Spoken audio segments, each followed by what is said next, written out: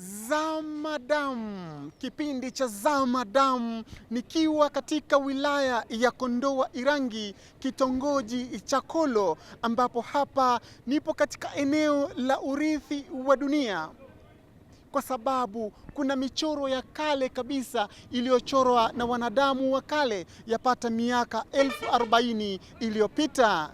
Nyuma yangu kuna kituo cha basi, na katika kituo hiki cha basi ndipo watalii kutoka pembe nne za dunia hufika hapa na kwenda kwenye makumbusho ambayo iko mbele yangu hapa, kujionea vitu mbalimbali vya urithi wa kitamaduni kutokana na makabila mbalimbali yanayopatikana katika wilaya hii ya Kondoa.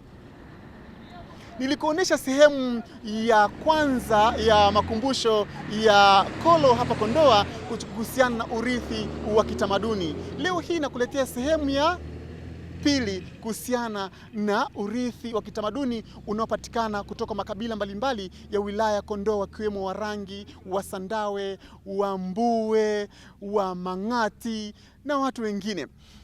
Mimi ni Zamadamu, na hivi sasa basi ni kuingiza katika makumbusho hii kukuletea sehemu ya pili ya Zamadamu kuhusiana na urithi wa kitamaduni kutoka makumbusho ya Kolo Kondoa. Zamadamu.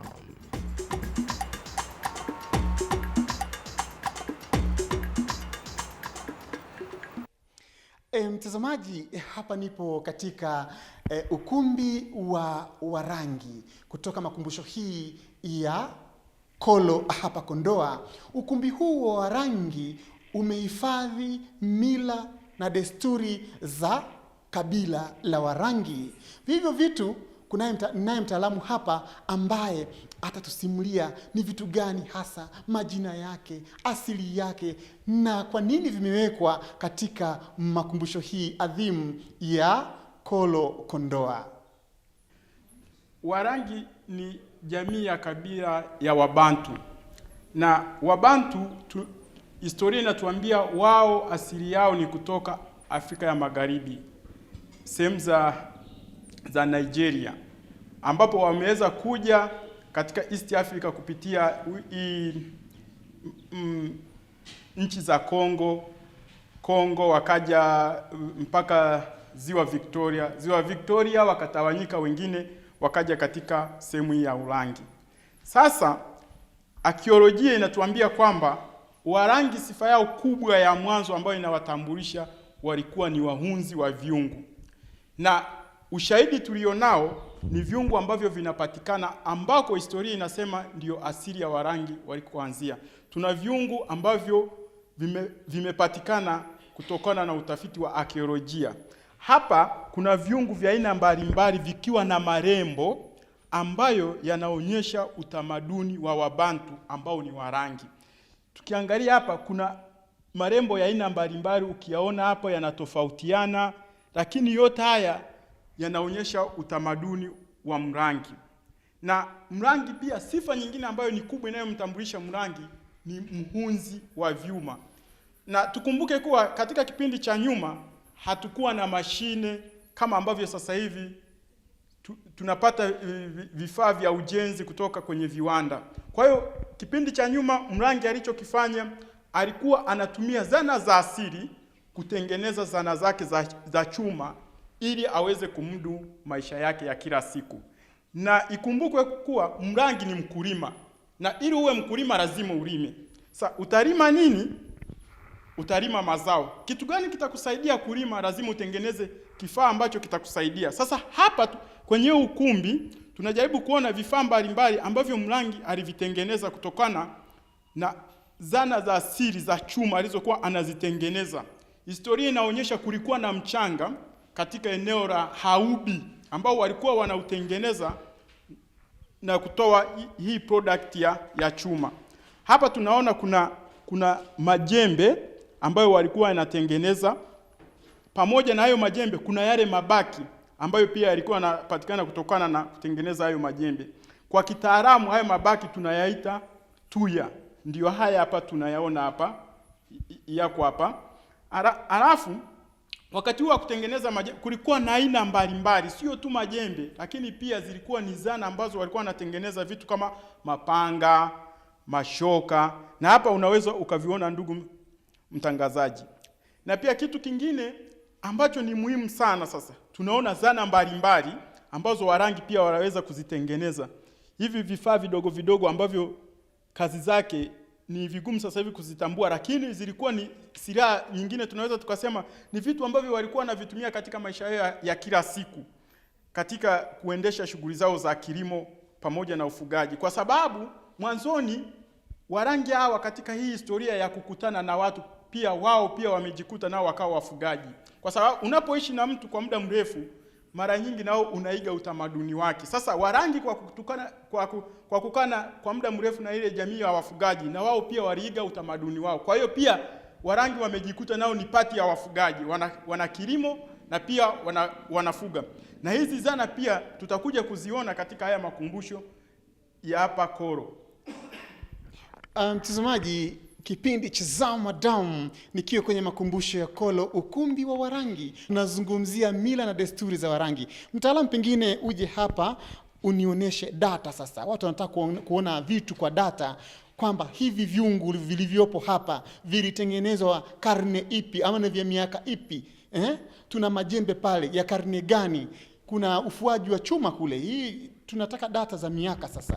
Asante sana ndugu mtangazaji. Sasa umeniuliza kitu ambacho labda niwafahamishe watazamaji wangu. Ni kwamba katika Kondoa kuna historia ambayo nimesema kuna maingiliano. Sasa vyungu ambavyo tunaviona hapa, naweza nikasema vipo vyungu vya aina mbili. Historia inaonyesha kwamba Kondoa kuna vyungu ambavyo wanasema vyungu vya mwanzo kabisa ambavyo vilipatikana eneo moja linaitwa Rereso kule Usandawe. Na sifa zake kubwa ndio unazoziona hayo marembo unayoyaona kama yametoborewa haya na vingine hivi kwenye huu ukingo wa chungu unachokiona hapa hivi. Hivyo ndivyo vyungu vya mwanzo kabisa. Na inaonyesha kabisa vyungu hivi vimetengenezwa miaka 2000 iliyopita. Sasa mwanzoni nilisema Warangi wamekuwepo miaka 600 700 iliyopita. Je, ni nani alitengeneza hivi vyungu vya mwanzo? Ni swali ambalo tunajiuliza. Miaka 600 kabla ya kuzaliwa Yesu au miaka 600 baada ya kuzaliwa Yesu? Baada ya kuzaliwa Yesu ndio walifika Warangi hapa. Yes. Okay. Sasa tukiangalia hiyo, kwa hiyo tunakuta kuna vyungu vya mwanzo ambavyo vinapatikana kule Rereso. Alafu kuna vyungu vingine ambavyo vimepatikana katika maeneo yanakaa Warangi. Hasa sehemu ya Haubi, kuna sehemu ya Pai, kuna sehemu ya Kandaga, kuna sehemu ya Kisese. Na arkeolojia inatuambia kwamba kuna kitu wanakiita rea iko hivi. Kwa kilichoko chini ni cha zamani, cha juu ndicho cha chini ndicho cha mwanzo kabisa. Kwa hiyo hiki cha juu kinakuwa kama cha mwisho. Sasa katika unapofanya ule utafiti wa arkeolojia, wanajikuta hivi vyungu vinapatikana katika ile rea ya juu, ambako chini kuna ile rea ambayo ina zana za mawe za mwanzo na za kati. Sasa tunapata picha gani? Picha tunayoipata inatuambia kwamba hizi zana hii rea ya juu ndio inahusiana na nini? Na Warangi. Na ambapo tunapata huu ushahidi wa nini? Wa hivi vyungu. Na tayari nimeshasema tuna vyungu vya aina mbili ambavyo vinakuwa vingine vikiwepo vya miaka 2000 iliyopita na vingine nasema miaka 700 iliyopita au 600 iliyopita. Sasa ni vipi vinavyohusiana na Warangi? Ndugu mtangazaji, naomba nikujulishe kwamba nimesema Kondoa kulikuwa na maingiliano. Na katika hali ya maingiliano tunasema hivi vyungu vya mwanzo havihusiani kabisa na Warangi. Havihusiani kabisa na Warangi.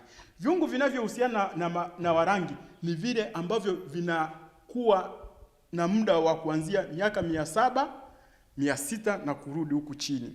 Sasa na hivi mara nyingi vinapatikana katika maeneo ya Warangi. Kuna uhusiano ukiangalia katika haya marembo ambayo yameweka. Unavyoona, utaona kuna nyingine, kuna vimewekwa vidoti vidogo vidogo, hivyo vinaonyesha hivi vya mwanzo hivi. Na hivi vimistari vidogo vidogo hivi hapo unavyoviona hivi.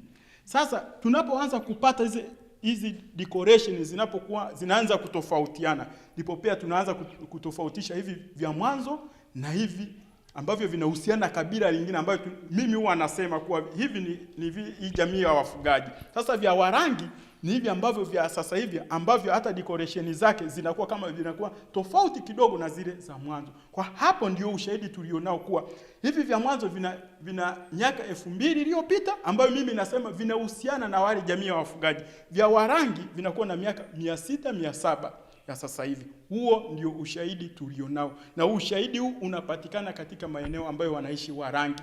Na utafiti huu umefanywa na Watanzania pamoja na watafiti wengine kutoka nchi za nje, na wote wanakuja na majibu ambayo ni moja. Majembe karne yake. Majembe majembe na vyungu hivi vya Warangi vinaenda pamoja, kwa sababu swala la kutengeneza vyungu na majembe ni kitu ambacho kilikuwa kinafanyika kwa wakati mmoja. Unalima na huku unatengeneza chungu kwa ajili ya kuandaa chakula chako. Kwa hiyo huwezi ukatenganisha muda wa vyungu na vya majembe. Kwa hiyo hivi ni vitu ambavyo vinaenda pamoja. Hata hivyo, lazima niseme kwamba hivi vyungu pia vinakuwa vinatofautiana kutoka sehemu moja kwenda sehemu nyingine.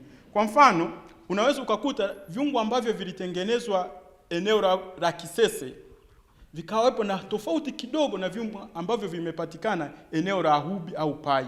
Tofauti hizi sasa, kwa nini tunapata hizi tofauti ndogo ndogo? Kabila ni moja. Hii inatokana ni kwamba kila mtu alikuwa anatengeneza chungu akiwa na mantiki gani. Ile function inaweza ikasababisha hivi vyungu vitofautiane.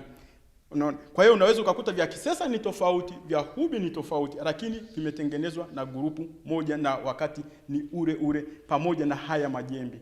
Kwa hiyo muda wa vyungu na majembe si tofauti. Kwa hiyo Warangi waliendelea hadi wakaanza kufua chuma miaka hiyo 600 hiyo. Warangi walikuwa wameendelea sana. Tunasema walikuwa wameendelea kwa sababu ndio teknolojia za mwanzo na ndio mapinduzi ya kwanza ambayo yalikuwa yanafanywa na Mwafrika kabla hatujaanza kupata hivi viwanda vya sasa ambavyo. Na hivi vimeendelea hata sasa hivi tunapoongea. Ukienda kwenye wale wazee wa Kirangi, hasa ili eneo la Pai, Kinyasi, bado kuna wazee ambao bado wao wanaamini zile zana za chuma, bado hivi vifaa wanavitengeneza. Ndugu mtangazaji, kama tutapata muda unaweza ukashuhudia huu utamaduni wenyeji wakiendelea kuutumia na katika kutengeneza hizi zana za chuma za sasa hivi. Nyuma yako kuna kitu kikubwa hapa, sijui inaitwa nini hiki kimtaalamu. Kirondo cha kuhifadhia nafaka, gamba la mti. Asante sana ndugu mtangazaji. Na sifa kubwa ambayo nimekuambia kuwa Warangi ni wakulima. Na mkulima yoyote lazima awe na sehemu ya kuhifadhia mazao yake. Sasa hiki chombo kinawakilisha njia ya asili ambayo Warangi walikuwa wanaitumia kutunzia mazao yao baada ya kuvuna kutoka shambani. Mtazamaji, kipindi cha Zamadamu ndani ya makumbusho Oyakolo hapa Kondoa. Warangi kwa lugha adhimu ya Kirangi wanasema kiome. Kiome ni kwamba hili ni gala la kuhifadhia chakula, la gala la kienyeji linawekwa mberini kule ndani kabisa kwenye vyumba vyenye giza, kwa sababu nyumba za tembe zilikuwa na giza kabisa na kadirisha kadogo, alafu ndo kanapitisha mwanga. Na hiki kiome hiki, ama kwa lugha ya kisasa kinaitwa kirondo cha kuhifadhia nafaka cha gamba la mti, Warangi wanaita kiome. Basi yaliwekwa mahindi humu, ziliwekwa karanga, basi haziozi. Walikuwa na wataalamu wao, haziozi kitu hapa. Umepata historia nzuri kabisa ya kuhusiana na Warangi. Naenda section nyingine ama eneo jingine ambapo Warangi bado wanaonekana kuwa na utaaluma kubwa kabisa ya chuma. Ukiangalia nyuma yangu hapa kuna mikuki. Hii ni asili ya wafugaji, lakini bado inapatikana ndani ya kabila la Warangi. Kitu gani tunajifunza? Tunajifunza ni kwamba ndani ya wilaya ya Kondoa watu hao wamekuwepo kwa muda mrefu wakiwa wakishirikiana, na ushirikiano wao umeanzia mbali, ambao umewasaidia hata kufikia stage hawa watu wakawa wanakutana hata katika mambo ya kuoana. Unakuta Warangi wanaoana na makabila ya wafugaji mpaka na wale kabila la Wasandawe. Kwa hiyo na ndio maana tunajikuta hizi zana sasa zinapatikana katika haya maeneo ya Warangi, japokuwa si asili yao. Na kuna pembe hapa. Hii pembe ni nini? Pembe hii ni jamii ya asili Wasandawe wao wanatumia pembe hii katika mambo ya utamaduni, hasa katika matambiko yao. Lakini sasa tunaona pia sasa tunaikuta ikiwakilisha utamaduni wa Kirangi.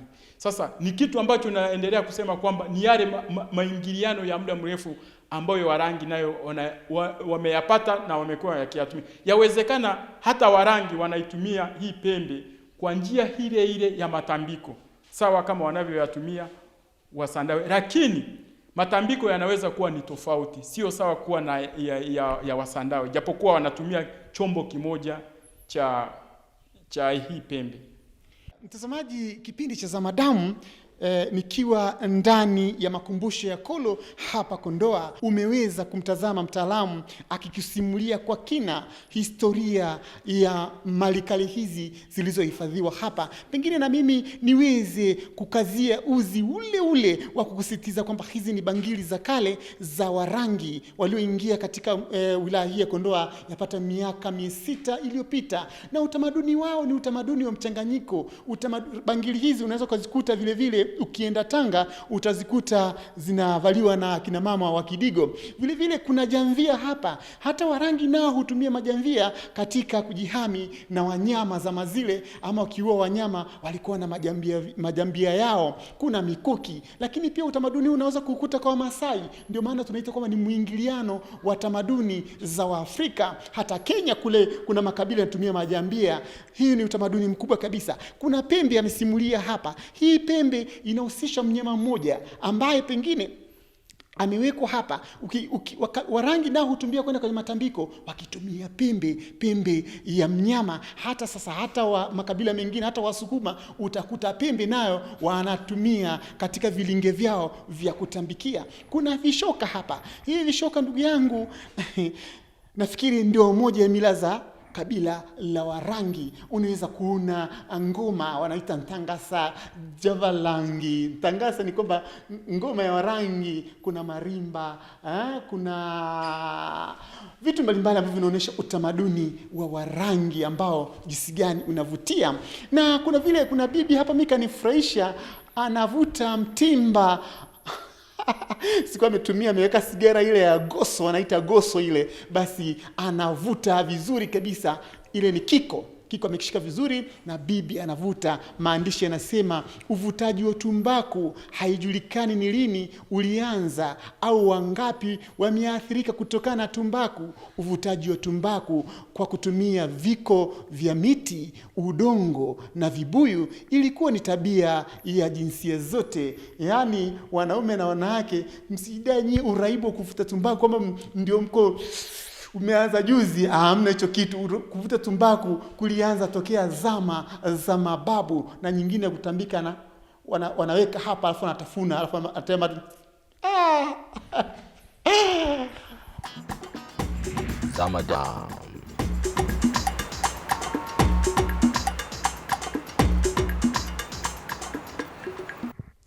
Mtazamaji, baada ya kukuonesha eneo hili adhimu kabisa ambapo umesimuliwa na mtaalamu, na mimi nikatia uzi kidogo kukazia utamaduni huu wa Warangi ambao ni utamaduni mchanganyiko. Ukienda Singida utakuta mishale, utakuta majambia, utakuta ngoma, ni utamaduni mchanganyiko. Mtazamaji, huu ni urithi wa kitamaduni ukikujia kutoka makumbusho ya Kolo hapa Kondoa. Na kama unavyoona, ngoma hii ni ngoma ya wasi ambayo nilikuwa inarindima.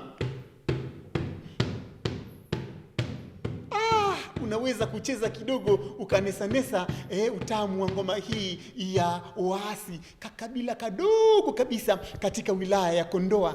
Naye mtaalamu hapa wa urithi wa kitamaduni, yeye anajitambulisha kwenu, jina lake ni nani, na atatuelezea asili ya ngoma hii. Mimi walao nimejaribu kukuelezea. Ndio, mimi naitwa ndugu Pascal Lubuva, ni mtaalamu wa makumbusho wa mambo ya kale Kolo Kondoa.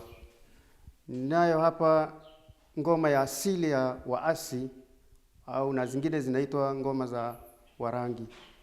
Ngoma ya Warangi ni ndogo zaidi kuliko hii ambayo ni ndefu. Ngoma ya waasi ni wale wakisimama ndo wanapiga ile ngoma. Ngoma ya Warangi ni wanakaa kwenye kigoda cha asili ndio wanapiga ngoma, kwa utamaduni unaendelea na watu wa Warangi. Waasi hao wanapatikana wapi katika wilaya hii ya Kondoa, hii kabila, na pengine unafahamu idadi yao? Waasi hao wanapatikana maeneo ya kaskazini mwa Kondoa. Ni idadi yao nafikiri wanaweza kufika labda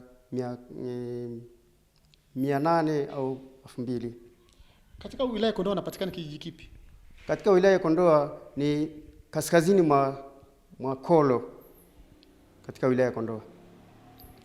Na unaweza kufahamu vipi hao waasi chimbuko lao hasa, walitoka wapi pengine ndio kabila la waasi? Hao waasi walitokea Uburunge. Burunge walifukuzwa na Warangi, wakiwa ni asili ya Waburunge na waasi. Warangi waliwafukuza kwa mipaka, kwamba walikuwa wanapandikiza kuna mti fulani ambao walikuwa wanaashiria kwamba nyinyi hapa hamtakiwi kukaa na Warangi, muendelee huko kaskazini ndio sehemu yenu. Lakini kwa Warangi walikuwa wamebaki pale pale kuwafukuza, wakiingia kwa Waburunge wanafukuzwa. Kwa hiyo ili asili ya Warangi asili ya Waburunge na Wasandawe na waasi wao, waasi haukuwa na asili ya Warangi. Warangi na Waburunge ni jamii moja. Na ina maana waasi walikuwa wamehamia tu, walitoka sehemu gani sasa mpaka wanafukuzwa? Walikuwa hawana sehemu zao za kuishi? Walitoka wapi wao Warangi? Waasi. Waasi wao nafikiri walikuwa ni wahamiaji. Walikuwa hawana sehemu yao maalumu ya kuishi. Mtazamaji, picha ambayo imekaa kwenye kichwa changu na ambayo nimeipenda ni kuonesha kwa mara nyingine tena ni picha ya bibi huyu wa Kirangi wa zamani kabisa, akivuta tumbaku yake ama ugoro wake kwa kutumia, ama wanaita Warangi, kipunde. Anavuta kipunde. Basi picha hii inawakilisha kwamba ustaarabu wa kuvuta sigara haukuanza leo wala jana. Bibi huyu na maandishi hapa yanasema kwamba uvutaji wa tumbaku haijulikani ni lini ulianza au ni wangapi wameathirika na uvutaji wa tumbaku. Uvutaji wa tumbaku kwa kutumia viko vya miti na udongo au vibuyu ilikuwa ni tabia ya jinsia zote. Watu wa zamani wameanza kuvuta sigara ama kuvuta uraibu kwa namna mbalimbali, wengine wakitafuna na kutea mate na kuweka chumvi kidogo. Warangi wanaita chaya ama chumvi fulani ya magadi. Akishatafuna tumbaku anatafuna, alafu inakaa hapa, alafu inavimba hivyo. Wewe uko mjini unaitazama, unafikiri tumbaku watu walianza kuvuta zijuzi, unafanya unajiona wa kijana ama wa kileo, lakini tumbaku ni hatari, chukua tahadhari. Hii ilikuwa ni sehemu ya pili ya kipindi cha Zamadam kutoka makumbusho ya Kolo Kondoa. Mahala hapa palichaguliwa toka mwaka 2006 kuwa ni urithi wa dunia kwa sababu kuu ya kwanza, nyingine sitakutajia, kwamba watu wa hapa wamehifadhi mila na desturi zao kwa kiwango kikubwa. Matambiko hapa yanafanyika kwa kasi kubwa na watu wameng'ang'ania wala hawajayaacha. Na hiyo sababu kuu ndio ilifanya shirika la Umoja wa Mataifa UNESCO kupateua Kondoa pamoja na rasilimali kale hizo kuwa ni urithi wa dunia. Mimi nipo hapa natalii, natumaini kwamba umeweza kunufaika na yale ambayo nimekuelezea kutoka makumbusho ya Kolo Kondoa. Nipo Kondoa na utaona mambo mengi kabisa katika ziara yangu hii ya kiutalii. Naitwa Zamadam.